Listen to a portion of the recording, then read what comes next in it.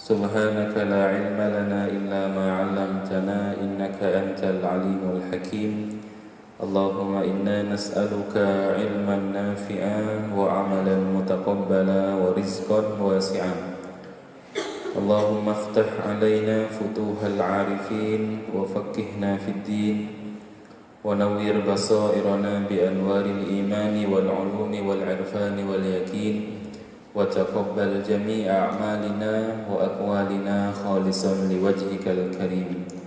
قال المصنف رحمه الله تعالى ونفعنا به وبعلومه ويعيد علينا من بركاته وأمدنا بأسراره في الدارين آمين. Alhamdulillah kita kembali bisa melanjutkan kajian rutin kita kitab Ta'limul Muta'allim yang ditulis oleh Asy-Syaikh Az-Zarnuji rahimahullahu taala. Kita lanjutkan masuk di bab baru satu-satunya. Faslun fit tawakkuli. Faslun fasal fit tawakkuli tentang tawakal. Faslun fasal fit tawakkuli tentang tawakal. Tawakal itu pasrah sama Allah Subhanahu wa taala. Biasanya posisinya tawakal itu setelah perjuangan. Setelah ikhtiar mati-matian, maka posisi terakhir tawakal. Atau bisa barengan misalnya. Tawakal sama ikhtiar itu bisa bareng. Barengnya gimana? Ikhtiar itu kerjaan fisik, sedangkan tawakal itu kerjaan hati, keyakinan. Orang misalkan nanam pohon, nanam padi, sejak awal nanam dia sudah menggabungkan antara ikhtiar dan tawakal. Misalkan memilih bibit yang bagus, kemudian menanam di lahan yang subur. Di saat berbarengan itu di hatinya yakin bahwa yang memberikan keberhasilan di dalam memanen padi nanti adalah tetap Allah Subhanahu wa taala. Itu namanya kombinasi sebenarnya. Sejak awal sudah ada tawakal dan ikhtiar. Kalau bahasanya anak-anak itu adalah jalur langit dan jalur bumi dikerjakan bareng-bareng. Tidak boleh salah satunya sebenarnya, karena nanti bisa bermasalah. Nah, pasal ini membahas salah satu sisi yang bernama tawakal. Tsumma la budda, kemudian penting misalnya atau harus. Tsumma la budda, kemudian harus li talibil ilmi, bagi pelajar itu, bagi santri itu harus apa? Minat tawakkul, harus tawakal. Santri itu harus punya sifat tawakal yang bagus. Santri itu harus punya sifat tawakal katanya. Kalau santri diwajibkan tawakal, maka gurunya lebih-lebih gitu. Porsinya harus lebih besar malah tawakalnya guru itu. Tawakal dalam hal apa? Fi talabil ilmi, dalam menuntut ilmu, dalam belajar ilmu. Jadi selama proses pembelajaran, santri itu harus punya ketawakalan yang bagus. Kaitannya dengan apa? Nanti kaitan dengan rezeki sebenarnya. Wala yahtammah, dan tidak boleh risau. Wala yahtammah, dan tidak boleh risau li amri rizki, urusan rezeki. Jadi santri itu tawakal kalau urusan rezeki, karena sudah ada yang ngatur. Paling dekat dengan santri itu yang ngatur orang tuanya. Paling jauh nanti ya Allah yang ngatur. Itu saja. Maka santri itu tidak boleh risau dengan urusan rezeki. Wala yuswilu, dan tidak boleh sibuk dan tidak boleh menyibukkan qalbahu, hatinya, dalika, terkait rezeki. Jadi santri tidak boleh pikirannya banyak mikirin tentang rezeki, itu tidak boleh. Mikirin membuat konten untuk mendapatkan ini saja. Kalau masih santri jangan. Kamu bukan, kalau guru beda. Santri itu fokusnya. Yang ini saya susah jawabnya. Itu gitu saja. Kenapa? Karena dia masih levelnya level belajar, level fokus belajar, bukan level ngurus rezeki, belum memang. karena rezekinya sedang ditanggung Ustaz ya. Loh, nanti ada pertanyaan, gimana Ustaz nasibnya anak-anak yang tidak punya orang tua, tidak ada yang menanggung misalkan. Dia masih tahapnya belajar. Terus gimana? Apakah dia tidak boleh bekerja? Itu kasuistik beda.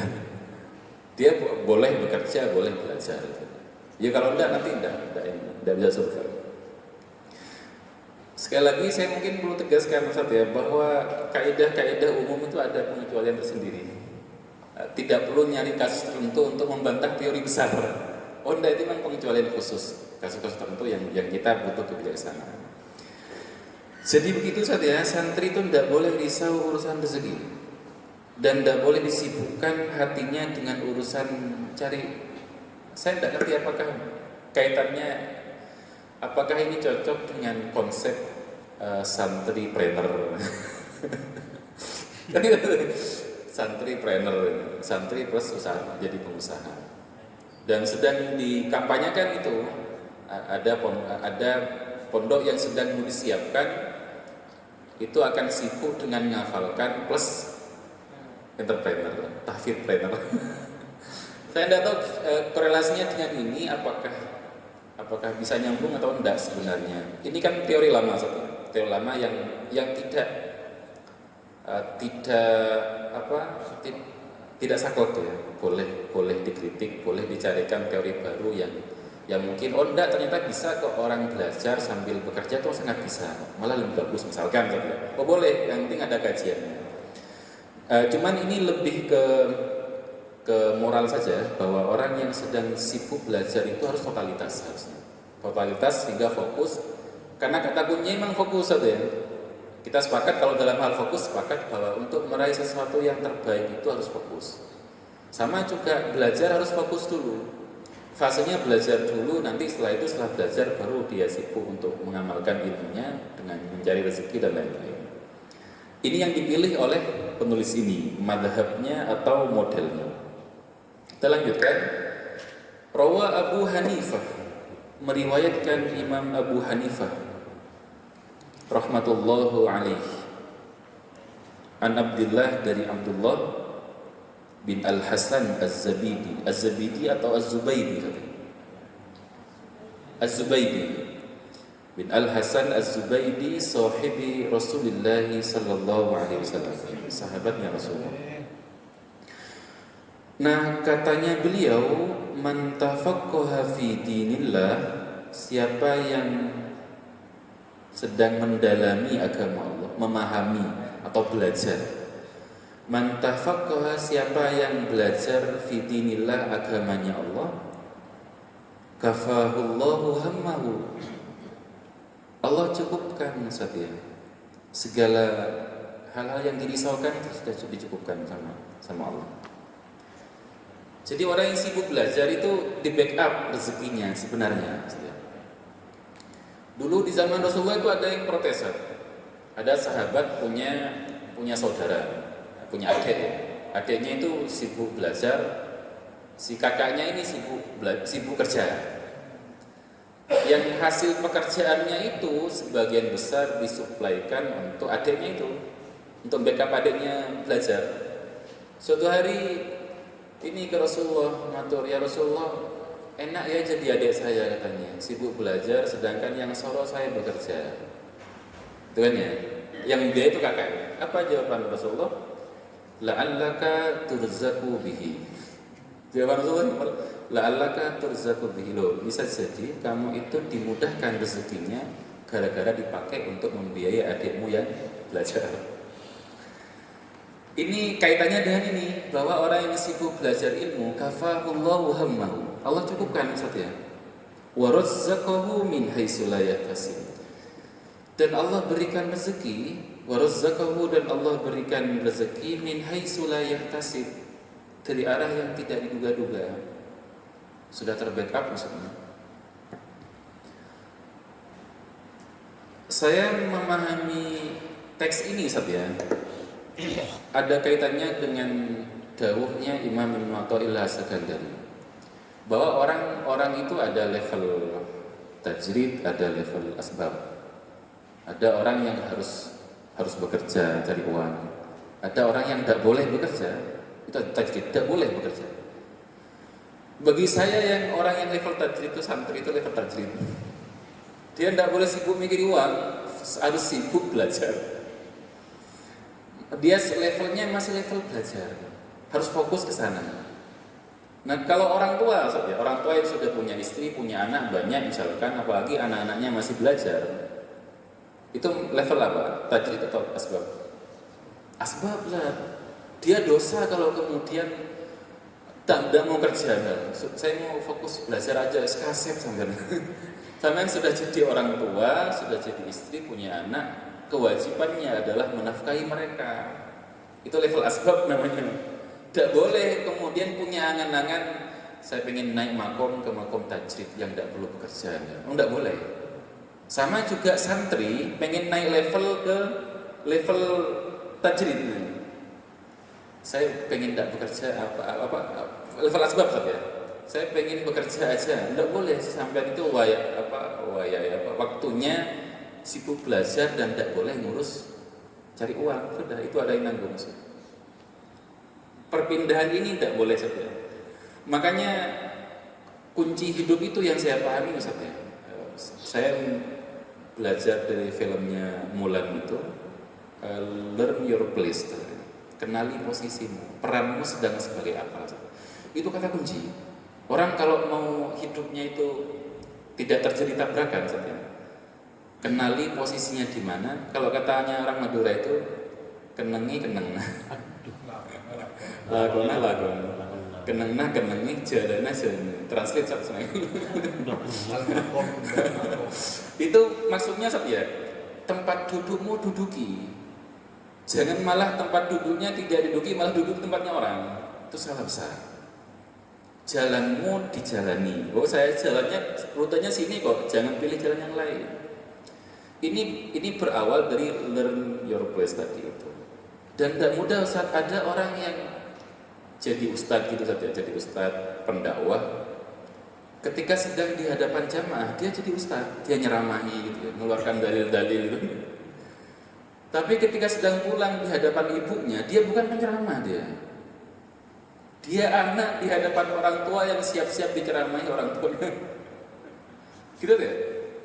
Place-nya berbeda sudah, dia sudah jadi anak di hadapan orang tua. Jangan memposisikan sebagai penceramah di hadapan orang tua, malah orang tua yang diceramai, salah. Lu sama saat jadi suami misalnya, saat saya yang ceramah di mana gitu. Pulang ke rumah jangan nyeramahi istri. Beda relasi sudah relasi, diskusi sudah begitu.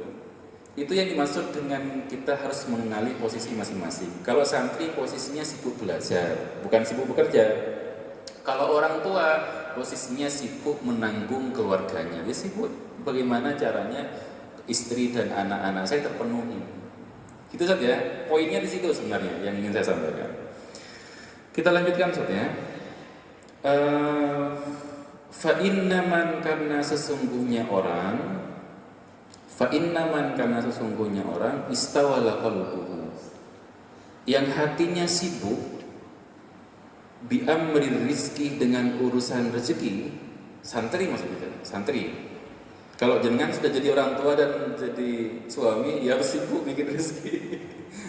Kalau santri saja terus sibuk mikir rezeki, minal putih berupa makanan pokok. Al-qut itu makanan pokok, makanan sehari-hari saja. Wal kiswah saja. Wal kiswah dan pakaian. Sibuk mau pakai pakaian apa, mau beli pakaian yang branded dan orang yang begitu, santri yang begitu, apa yang terjadi? Qallama maka sedikit sekali yatafarrahu, yang bisa fokus stabil litahsili makarimil akhlak, untuk mencapai akhlak yang mulia. Jarang sekali orang yang sibuk ngurus rezeki, sibuk cari rezeki, dia sempat fokus untuk memperbaiki akhlak, nyari ilmu yang bersifat akhlak. Susah sekali. Wa ma'alil umur, dan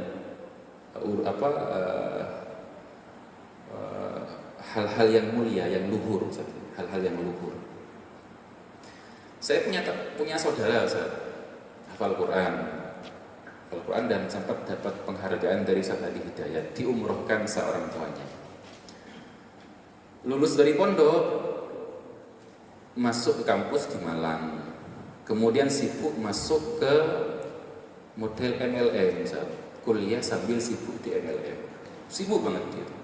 Satu hari ini di sini, di sana, seminar di mana-mana Ustaz ya, memprospek orang. Masya Allah Ustaz, hafalannya terbengkalai.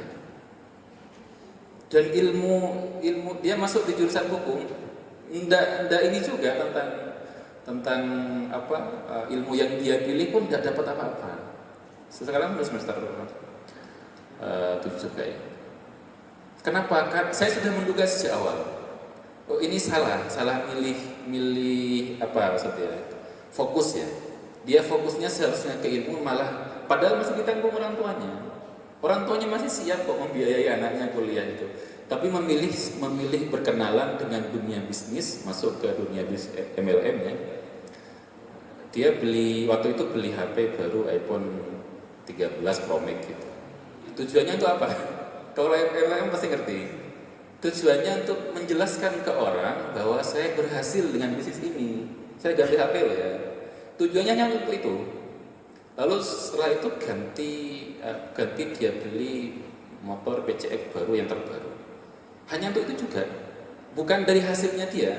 Hasilnya mungkin seberapa, tapi sebagian besar minta ke orang tuanya. Orang tuanya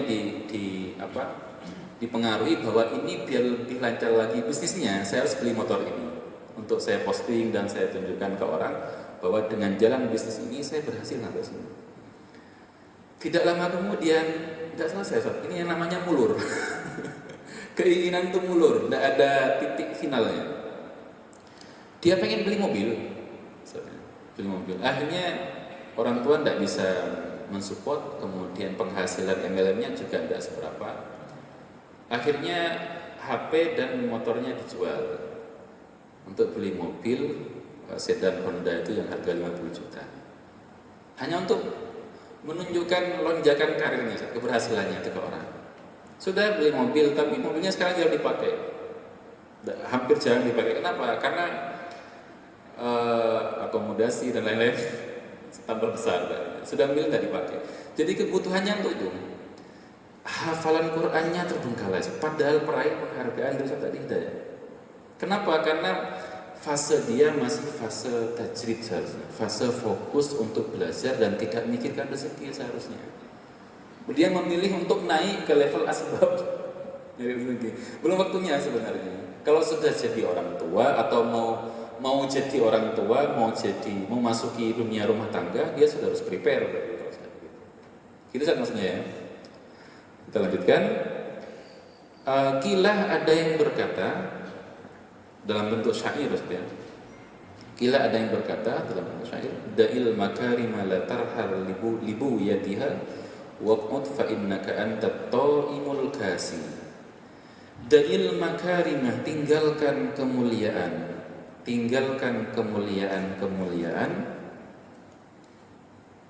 la tarhal, tidak perlu berangkat libu yatiha untuk mencarinya. Gak usah nyari-nyari kemuliaan, itu maksudnya. Gak usah nyari-nyari kemuliaan, setinggal itu kemuliaan. Kenapa? Waq'ud, duduk saja kamu. Waq'ud, duduk saja. Fa innaka, karena kamu itu antat to'im, hanya sekedar orang yang suka makan, mikiri makanan, al-kasi, dan sibuk mikiri pakaian. Enggak usahlah mikir-mikir kemuliaan, pikiranmu hanya urusan makanan sama pakaian. Enggak usah nyari kemana-mana kemuliaan, enggak akan dapat. Gitu maksudnya. Kalau pikirannya hanya sekedar pakaian dan makanan, karena orang bekerja itu paling besar untuk itu saatnya. Untuk pakaian, makanan, dan tempat tinggal tentunya. Pak sandang, pangan, dan papan yang tulis. Gitu saja. Jadi nanti ujung nyari rezekinya begitu. Artinya orang kalau masih belajar, dia fokus nyari ilmu. Saya tidak tahu apakah ini masih bisa dikompromikan saja. Kalau ada sekolah ingin buat sekolah trainer misalkan SMP SMA, itu apakah masih bisa enggak sebenarnya? Itu butuh kajian apakah masih bisa fokus itu terjaga ketika orang belajar sambil cari rezeki. Biasanya rata-rata orang kalau sudah ketemu dengan uang itu silau, lebih nikmat uang ketimbang ilmu. Percaya saja? Saya ngomong begini yang ngerti sendiri juga akan merasakan yang sama. Mungkin dalam kasus tertentu misalkan, kamu sekarang jam 1 ada majelis kajian, tapi di jam 1 itu juga ada diskon besar-besaran 50%. Kamu pilih yang mana? Ini masih diskon loh ya? Kayaknya masih pilih yang diskon masih. Sekelas saya mungkin juga sama kan berpikir begitu. Kenapa realistis sebetulnya? Itu uang itu menyilaukan. Orang kalau sudah kadung tahu lezatnya, manisnya uang, dia lebih memilih untuk fokus ke sana ketimbang ke ilmu pasti. Maka anak-anak menurut saya belum boleh dikenalkan manisnya uang dulu. Sebenarnya menurut saya. Karena kalau enggak dia akan ini, ya sudah beralih saja ke trainer sekalian, fokus trainer sekalian. Itu gitu saja. Tapi ini tidak berarti konsep ini tidak berarti memusuhi kemandirian. Beda saja. Anak diajari survive mandiri itu beda dengan anak diajari cari uang sejak dini. Beda saja. Pendekatannya pasti beda saja. Sehingga kemudian ini diambil porsinya sesuai dengan konteksnya. Jangan ngambil porsi ini, porsi bahwa anak harus fokus cari ilmu, jangan fokus dengan rezeki. Biasanya kalau wali mandiri sejak awal, biasanya saya interview wali mandiri, saya sampaikan ada satu poin yang paling sungkan ditanyakan sebenarnya, dan butuh narasi yang bagus sekali karena sensitif. Apa itu kaitannya dengan wali mandiri itu kesanggupannya untuk konsisten membayar biaya anaknya sampai lulus. Ini kan kalau dengan sebenarnya gimana? Kan semua orang kan pengen bayar dengan baik pasti, tapi siklus kehidupan nggak ada yang tahu. Kadang ada yang tiba-tiba bangkrut gitu kan, nggak ada yang tahu.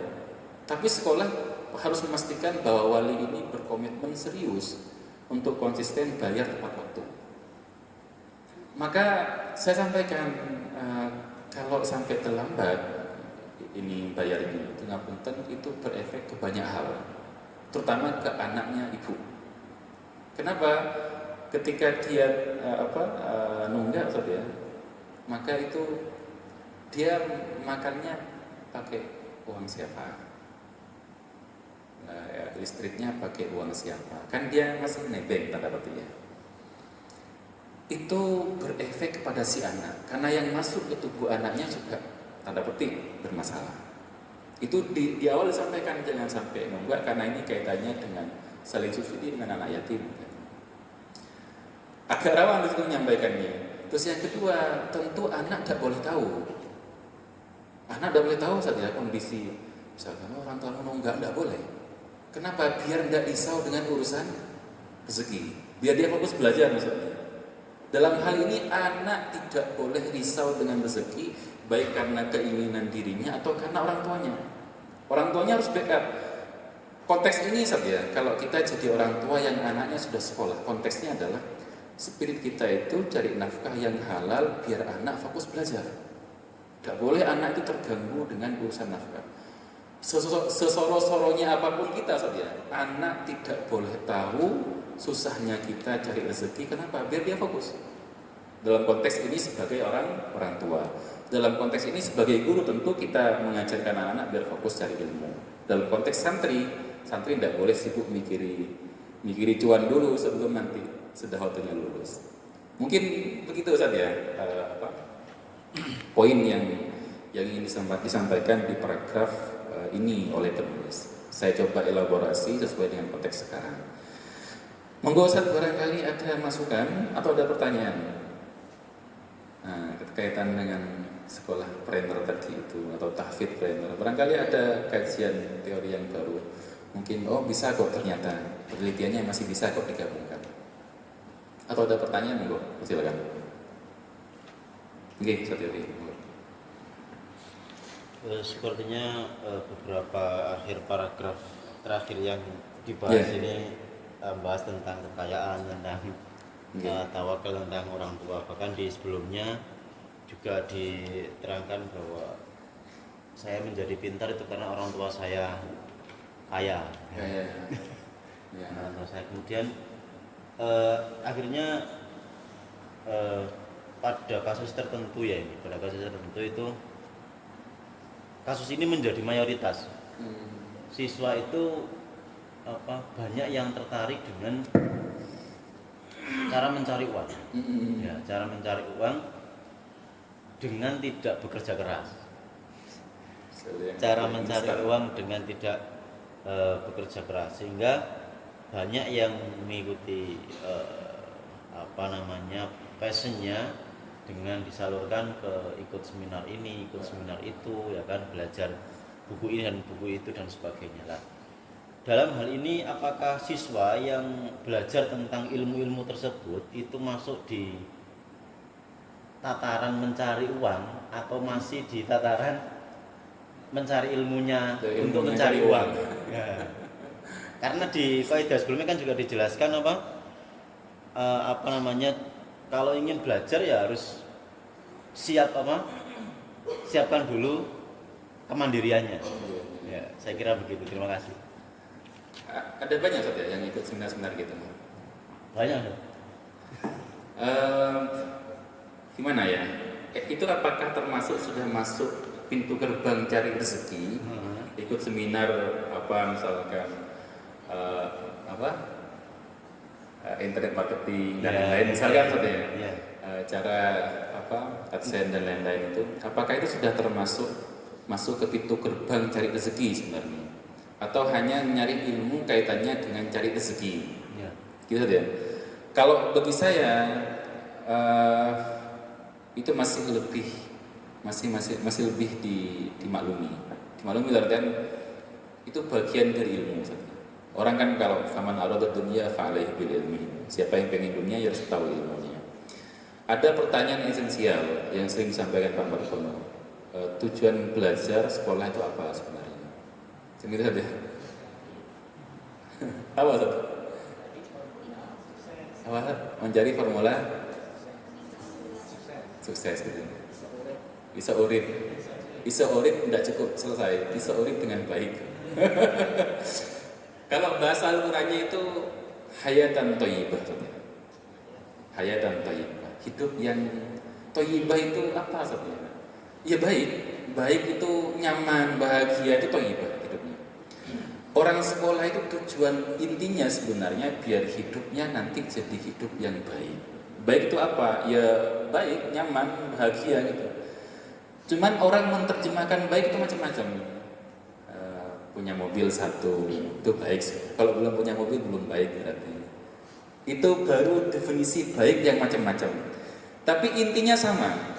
Mau muslim, non muslim, beragama atau tidak, tujuan hidupnya adalah biar hidupnya baik. Sekolah itu adalah tempat yang diharapkan membantu untuk itu sebenarnya. Seminar-seminar juga sama. Itu seminar yang shortcut namanya, sekolah yang shortcut. Yang mempercepat dia lebih mudah untuk sampai ke sana. Pertanyaannya adalah gini, anak-anak pengen dapat penghasilan dengan cara yang tidak perlu bekerja keras. Kalau memang bisa ada begitu dengan cara yang halal, tidak apa-apa loh, bagus malah. Kita kan jangan cari yang kerja keras kalau perlu, yang kerja cerdas gitu. Kalau ada yang mudah, ngapain cari yang sulit gitu saja. Kalau memang benar-benar itu di jalur yang benar. Beda saja kalau jalan instan dengan jalur yang salah. Itu baru bermasalah saja. Bagi saya tidak apa-apa, tapi spiritnya adalah spirit cari ilmu sebanyak-banyaknya biar hidup saya nanti jadi hidup yang baik dan sejahtera. Motivasinya gitu. Kumpulkan saja sebanyak-banyaknya, karena saya setuju banget dengan bahasanya Pak Faiz itu, bahwa di dunia ini tidak ada teori yang salah sebenarnya. Pelajari aja semuanya. Nanti orang yang paling banyak teorinya, paling banyak tools dan perangkat hidupnya. Paham ya? Orang yang hanya belajar satu teori, dia semacam punya satu alat hidup, misalkan dia belajar kelebihannya pisau. Pisau itu tajam, enak buat motong-motong. Dia fanatik sama pisau, tidak butuh yang lain akhirnya. Akhirnya hidupnya cukup pegang pisau saja. Di saat dia sedang pengen nata rambutnya, pengen nyisir rambutnya, bingung dia. Pisaunya masa dipakai untuk nyisir rambut? Berbeda orang yang tidak fanatik satu teori, dia punya semuanya. Maka ada kalanya teori ini cocok untuk dalam kondisi begini, ada kalanya konsep ini cocok untuk zaman begini. Kasus tertentu kadang butuh teori yang lain. Jadi yang dimaksud dengan pelajari sebanyak-banyaknya, nanti semuanya itu jadi tools, perangkat untuk mensupport hidup kita yang baik. Sebenarnya begitu. Orang kalau fanatik sama satu, nanti kayak gitu. Fanatik sama satu alat yaitu pisau. Tidak mungkin kita nyisir pakai pisau. Tidak mungkin kita nyabun tubuh kita dengan pisau. Sudah mungkin, bahaya pasti. Menggunakan sesuatu pada bukan tempatnya biasanya berakhir dengan kecelakaan. Pasti itu saja. Sehingga belajar aja. Ini anak-anak mau belajar seminar ini, silakan. Tapi anak-anak Ustaz butuh diajari manajemen prioritas. Ilmu itu kan buahnya Ustaz. Buahnya sekali ini. Butuh diajari skala prioritas, mana yang harus kamu dahulukan. Misalkan misalnya, ini penting saja. Ada anak kelas 7, kelas 8 misalkan, apalagi kelas 7, pengen belajar ikut seminar tentang digital marketing misalkan. Dia di ICM tidak pegang HP. Tidak pegang HP saja. Laptopnya pun kalau ke PSP dibatasi, tidak boleh ke sana arahnya. Maka belum waktunya berarti belajar sekarang. Eman, kamu belajar teorinya tidak bisa dipraktikkan langsung. Khawatir nanti ngendap-ngendap dan lupa gitu. Sama dengan saya belajar mobil, sebentar lagi mau punya mobil, itu masih masuk akal. Belajar mobil, tidak ada mobil dan tidak ada mobil yang bisa saya pinjam, itu namanya tidak skala prioritas. Akhirnya ilmunya hilang. Dia latihan lagi. Itu yang butuh maksud saya diajarkan pada anak skala prioritas. Dan anak-anak banyak dan ngerti itu. Hanya apa yang diinginkan, dia langsung pengen kejar. Fungsi guru itu nanti jadi pengarah di situ. Menurut saya itu, mengarahkan. Dulu yang nulis Sahih Bukhari itu saja, itu gurunya yang mengarahkan. Imam Bukhari itu dulu belajarnya pengen fikih. Tapi sama gurunya, antum hafalannya lebih kuat. Mending fokus di belajar hadis. Jadilah orang nomor 1 yang hadisnya paling valid sedunia. Karena arahan gurunya Ustaz ya. Tapi syaratnya gurunya ngerti mendalam kepada anaknya, potensi anaknya, muridnya itu. Kalau nggak ngerti jangan coba-coba ngasih arahan, nanti malpraktek. Deket nggak deket ngasih arahan banyak, waduh itu ruwet nanti. Kata kuncinya harus kenal banyak sama potensi muridnya, baru bisa mengarahkan. Gitu saja film. Dimotivasi untuk cari ilmu sebanyak-banyaknya dan diarahkan secara prioritas. Apun? Ada lagi? Cukup kayaknya nih, sudah jam 7.52. Semoga kita dimudahkan rezekinya maksudnya, diberikan kecukupan sehingga anak-anak kita tidak perlu pusing memikiri rezeki terkait dengan biaya pendidikannya sampai lulus semuanya, sampai tuntas pendidikannya. Kita niatkan, kalau saya doa ya Allah mohon berikan kesehatan sampai saya tuntas menunaikan kewajiban saya sebagai orang tua, menafkahi dengan baik anak-anak saya. Ya, gitu. Itu sudah sepaket doanya, sudah minta sehat, minta panjang umur, minta dimudahkan membiayai anak-anaknya, sudah. Amin ya rabbal alamin. Kurang lebihnya mohon maaf, kita tutup dengan doa kafaratul majlis. Subhanakallahumma bihamdika asyhadu an la ilaha illa anta astaghfiruka wa atubu ilaik. Wassalamualaikum warahmatullahi wabarakatuh.